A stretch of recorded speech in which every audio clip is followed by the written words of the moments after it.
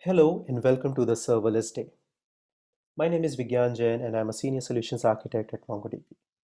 Today I'm here to talk about MongoDB Realm, which is an application development service that lets you focus on building the front-end features that your users care about the most, and without you worrying about the servers.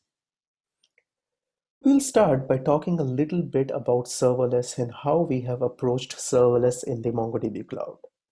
We will show you some of the features that we have built and how you can actually use them in your application.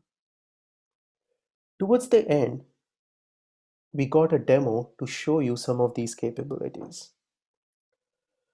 So we are going to start with just talking a little bit about serverless at a very high level. I think one thing that most folks can agree on is that serverless has become a little bit of buzzword over the past couple of years. So I want to take a step back and talk about what we mean when we say serverless. First point is zero management. I think it's generally pretty well agreed on that with serverless, you don't have to think about scaling up or scaling down, and that's great for the application. But it really extends beyond that a little bit.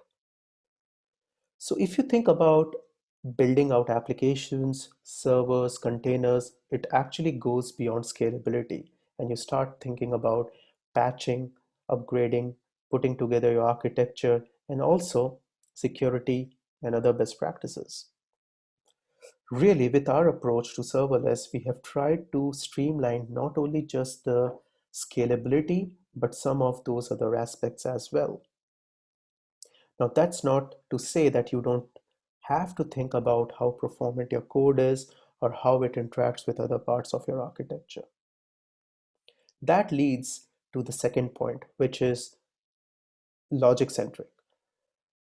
As you start building, you want to think about each function or trigger that you write, or what you want to accomplish in the context of your application, and not having to think about the management aspects really helps that along. Just focusing on the business logic, the validation logic of your permissions, that's that writing your that's part of your writing the function trigger. Third is the consumption based. With the ability to not think about scaling up and scaling down, that really takes a lot off the radar. But you also want all of your serverless architecture to be priced on how much you use. I think this is one of the real benefits of scalability and of serverless in general because you don't have to think about managing scale, and also you don't have to think about paying for that scale.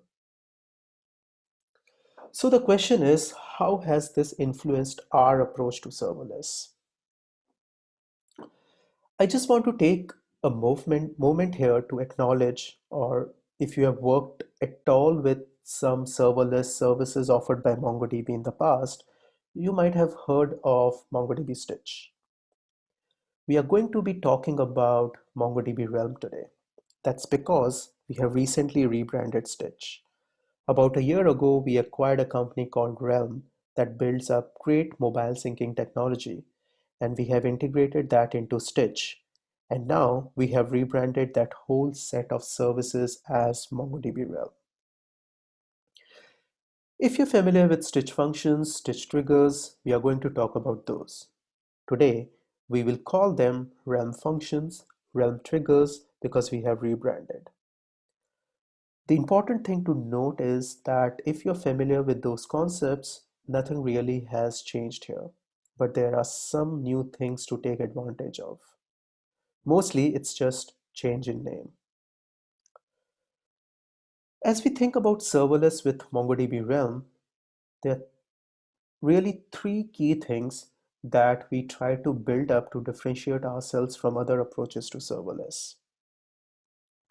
The first thing is no scaling. And this might sound a little bit familiar if you have heard other approaches to serverless. There are a couple of things that we do a little bit differently with Realm functions.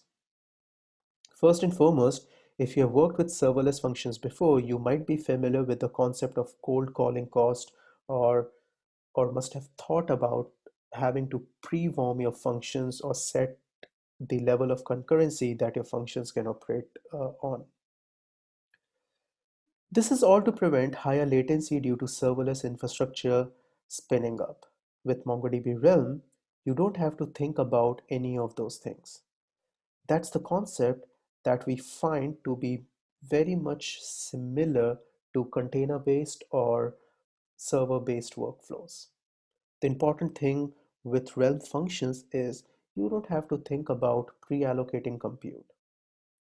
You don't have to think about what your scale is ahead of time. You just run your logic and Realm will respond with the right amount of scale. One piece of this is that, which I think is a little bit also different when we talk about scale. Here, we are not just talking about function execution, but we also work closely with your database to ensure that your function and your database are working together. Now, this leads to the second point. You may, if you have worked with serverless functions before, be aware of that they open up connections to the database. This can often lead to issues like latency if that connection is being opened up for the first time, or it can lead to connection storming to your database if you have spike in serverless functions. With MongoDB Realm, we maintain and keep warm and pool the connection between your functions and your database. You really don't have any latency for making that initial connection. Once you start connecting MongoDB Realm to your Atlas instance, we make connections and we really simplify that process. We also keep your connections warm and we pool them. While if you have a huge spike in traffic, you basically would raise the connections. It's generally a efficient way to use connections. And that's not the only way that we work a little bit more closely with the database. We also make it simple to define data access rules on top of your Atlas instance, really ensuring that only the right users or the right systems have access to the right data. We also make it simple to write code that interacts with your MongoDB Atlas instance. We will get a little bit into one of the syntax of that looks a little bit later. Finally, with MongoDB Realm, your serverless functions are a little bit more application aware. They have simple access to your data and it's very easy to call them from your front-end application. Also with that more deeply integrated allocation and rules that I have been talking about earlier provides more of an end-to-end way of dealing with serverless. From tight connections to your database, through the execution of your function logic, and to the connection to the front end. These are the three things that set our approach to serverless a little bit apart from other systems. So, what this has led us to is a couple of key services and features that make it more easy to work with serverless in MongoDB Realm. First is functions. These are just a layer of serverless compute sitting side by side to your MongoDB Atlas instance. There are a couple of different ways that you can call them or interact with them. We will talk about some of those, but the important thing is just that you write a standard JavaScript and interact with the front end and your database. One way that actually make it easy to call these functions is with trigger. There are a couple of different things that we have. Probably the one that most folks are using or familiar with is database triggers. If you're familiar with the concept of database triggers traditionally, you might actually think that they have a little bit of negative connotation.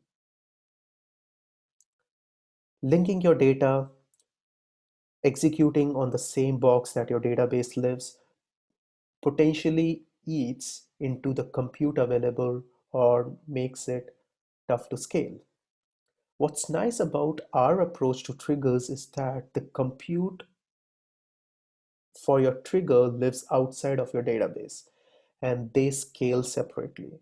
So you can have large amounts of triggers that are executing and you don't have to worry about that eating into your database resources.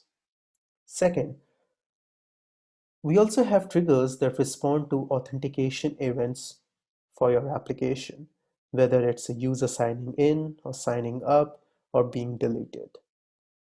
Finally, we have scheduled triggers as well. These are basically allowing you to define define an expression with cont syntax and then run a serverless function on regular schedule. In addition to triggers, we also offer a couple of other ways for your serverless functions to interact from within your application. First is set of SDK for mobile web applications. These make it easy to call your functions and have those interact with the database or other systems from the front end of your application. Whether it's web, whether it's mobile, whether it's even under their racking system, we have a number of SDKs that allow this. We also let you create API endpoints on top of your database. We can create incoming webhooks more like a REST interface on top of your Atlas instance or interacting with your serverless functions. In addition, we have GraphQL service. This will let you interact with MongoDB Atlas, but also you can use functions to define custom resolvers and enrich your GraphQL endpoint. Having it interact with their service or having more complex interactions on top of your database. We are not going to dive too much into the GraphQL aspect of the things here. With these features, there are really a couple of common patterns that we see folks building out with. First is propagating data. This is a common pattern for triggers. As data is loaded into your MongoDB Atlas instance, ensuring that the data gets sent out to either other systems or other parts of the database. This could be a couple of things. For example, could be archiving data in S3, it could be sending it to another Atlas cluster, for instance, or it could be taking that data and adding it to another document in another collection. Or it could be maybe incrementing a counter or set up orders somewhere else in your database. Really just ensuring that your application only has to make a single write, but that data can actually fan out and be propagated to a number of systems. Second is parsing and processing data. Oftentimes, if you're dealing with API endpoint or an application, the front end or your API endpoint in your database don't always need data in the exact same format. There might be subtle differences. There might be ways that you want to adjust the format or do some light calculations as that data travels between your front end and your database.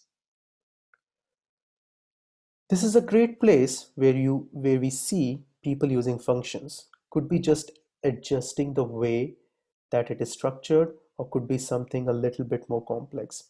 Functions are flexible enough and enable you to do both. Next is notification.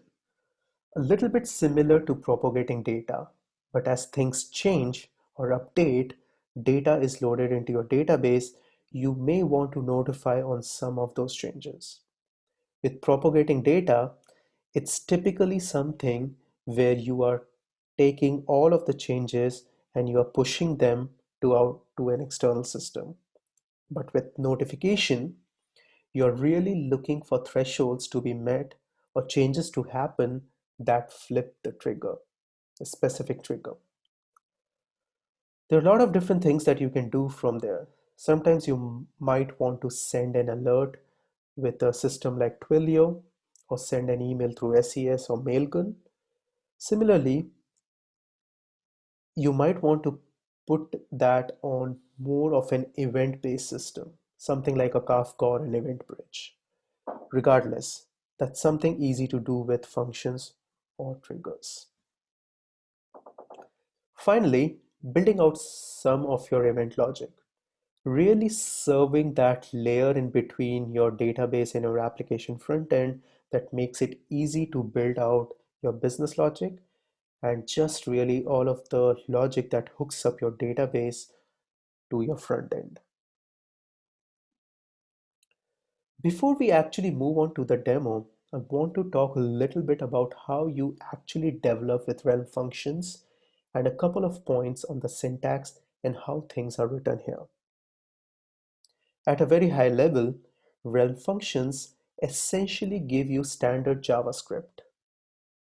They have a couple of hooks that are unique, and one is ensuring that it's simple to talk to MongoDB Atlas. You have a Realm application that you connect to MongoDB Atlas instance. Then within your functions, you can point to that Atlas instance, issue any standard MongoDB commands, and work with your data without having to think as much about setting up or upgrading a driver. That all happens automatically. Now we also give a little bit extra context to your Realm functions. Context on where the request is coming from. Sometimes that's useful for your logic or for more application centric functions, giving you information on the users who are making the request. There are user IDs or any custom data that you have chosen to link to the user. Really, just giving you the ability to understand who is making the request and also who has access to functions, other dependencies, etc., that you want to import. In addition, there are two models that you can use to build with Realm functions. The first is more of a UI-centric model. As you can see here, we have got a nice development console. We allow you to write code in your web browser, and we also have a console where you can execute that code. And you can even change the execution environment to be from a perspective of a different user. So if you want to test how the function executes through different permissions, that's pretty simple to do. That being said, it's easy to move development from browser to either your local development environment or GitHub. Everything here behind the scenes mapped down to JSON and JavaScript files. Those can be exported, those can be worked with locally or put in a repo with MongoDB Realm to pick up for automatic deployments. As you start to move from the serverless layer to the application layer, I want to talk a little bit more about some of the SDK syntax.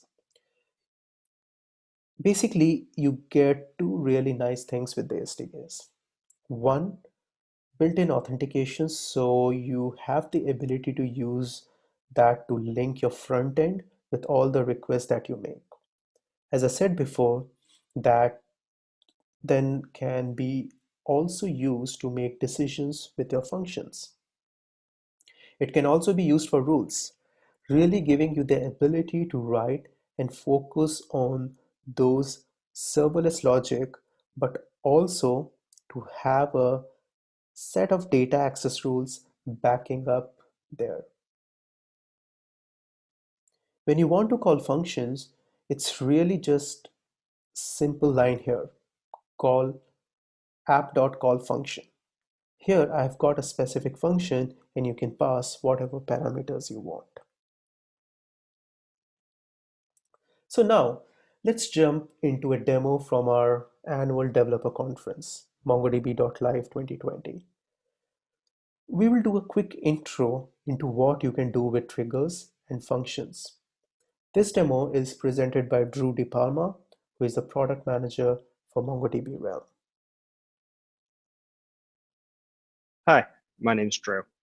And today I'm going to give you a little bit of a quick intro into what you can do with serverless triggers and functions in the MongoDB cloud.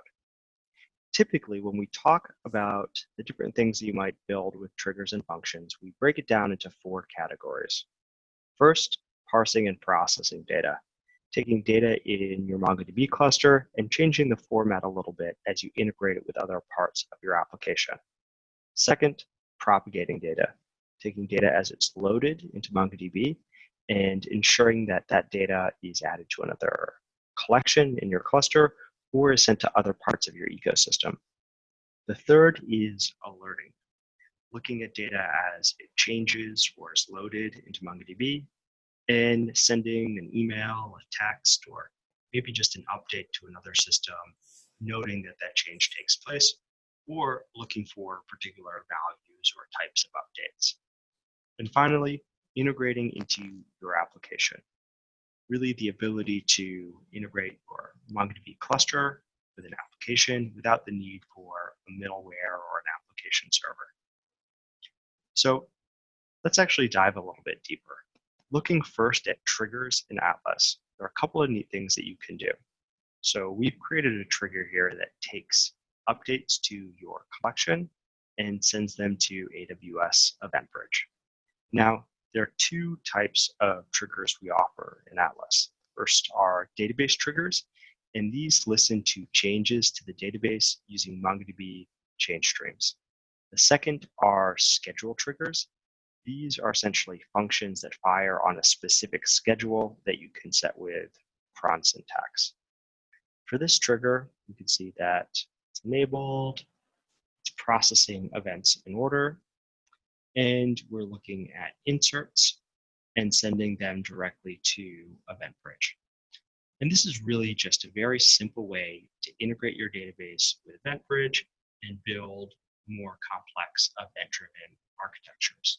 If you want to build a more sophisticated function or trigger, we actually offer more tooling for that in Realm. And you can create a Realm application to do that. Let's look here. There are a couple of different functions that I want to show you. The first is really interacting with an API endpoint. So I've created a function that interacts with an API that provides cocktail data. I'm using Axios, a popular library for making HTTP requests node, and I'm getting data from this endpoint. Then I'm doing a little bit of processing of the data, really just since the endpoint is pretty verbose, cutting down some of the fields and reorganizing things a little bit. I'm storing a tracking event about this call in MongoDB, and then I'm returning the result. And we've got a nice developer console in Function Editor. You can see that this shows the calls that I'm making, shows a little bit of what I'm returning, and you can see that that's a nice clean structure to send back to my users. Now, what if you want to do something a little bit more advanced? So we've got a second function here which sends an alert, and there are actually 2 types of alerts this is sending. One is a text message, the other is an email, and we're doing a little bit of a combination of things. We're using the Twilio NPM package, we're hitting the Mailgun API with Axios, and what we're actually doing here is using context, which is something that's a little bit unique to Realm functions. So we're calling another function within our function that creates a text template and another one that creates an email template. We're using the Twilio client to actually send that text message. And then we're hitting the Mailgun API endpoint. And these are just a couple of examples of what you can do from functions to really get some of that parsing, processing, propagating data, alerting, and integrating in your application logic. As you build, you've got that developer console, the UI that I showed you. We also integrate with GitHub to make it easier to deploy and to develop locally. And we have a rich set of logging in UI as well. So you can see exactly what's happening within your requests, not only how they're performing, but you actually use console.log to log information as well. If you want to see a little bit more about how to build advanced functions, and how to integrate them with your UI. We've got a talk on that. Check out 7 serverless functions to impress your friends at parties. Hope you enjoy building some really cool stuff with MongoDB Realm, MongoDB Atlas, and serverless functions and triggers. Thanks. Finally, if you want to move on from here, if you want to think about uh, building your own serverless functions on top of MongoDB Cloud, then the code from this is on the GitHub. If you want to check it out, if you want to use it as to bootstrap your application, for example. You can also learn more about functions and triggers on our documentation. I really encourage you to go and see all the other things that you can build, whether it's via mobile apps, whether it's looking at GraphQL, whether it's something a little bit more to our authentication and our permissions and rules. There are really a lot of great things that you can build on top of MongoDB with Realm. I really want to thank you for taking the time to listen to this talk, and I look forward to seeing all the exciting things that you build on MongoDB Realm.